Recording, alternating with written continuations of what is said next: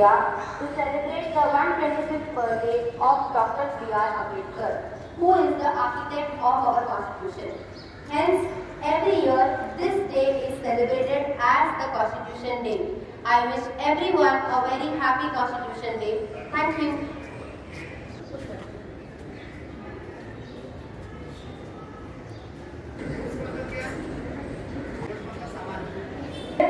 India is my country. All Indians are my brothers and sisters. All Indians are my.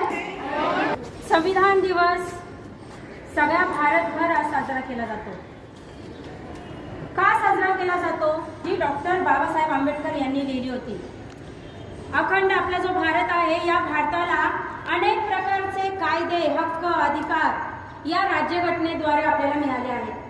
बरं, हे अधिकार फक्त आपले मूलभूत आहेत का?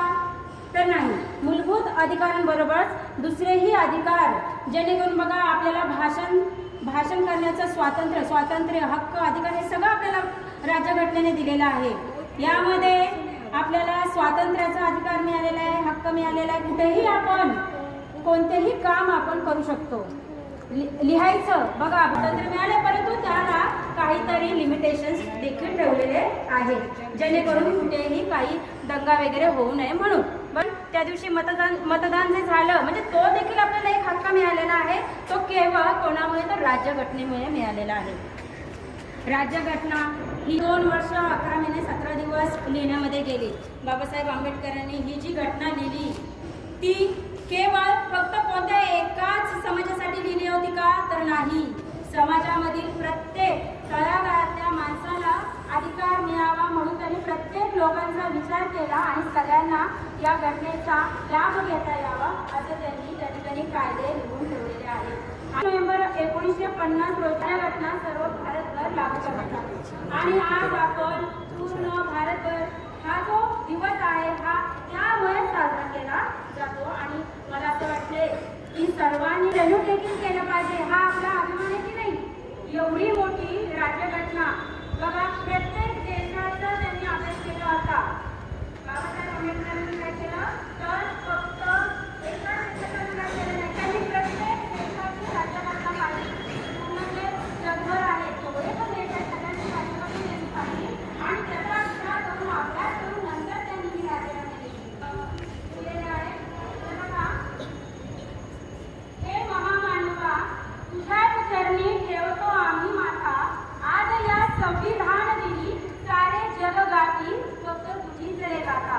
करीतो आम्ही वंदन तुझला आणि तुझ्या विचारांना, अस्पृश्यतेचे बंधन तोडून दिलाचा सन्मान या लेकरांना. तुम्ही दिनरात अभ्यास करून भारत देशाची कधी न पाहत अधिकार देऊन समानता दिली तुम्ही सर्वांना. उचलले शस्त्र लेखणीचे आणि बाण फेकले शब्दांचे, वाट दावली स्वातंत्र्याची आणि हक्क दिले ऐक्याचे. शिक्षणाविना तू गुलाम माणसा, आपल्याला शिक्षणाचा अधिकार दिलेला आहे. हा सुद्धा मूलभूत अधिकार म्हणून आपल्याला मिळालेला आहे. पहिलं फक्त अन्न हा विचार मनी रुजवला. बोलने का अधिकार देने वाले भारत रत्न डॉक्टर बाबा साहेब अम्बेडकर द्वारा लिखित संविधान मिला।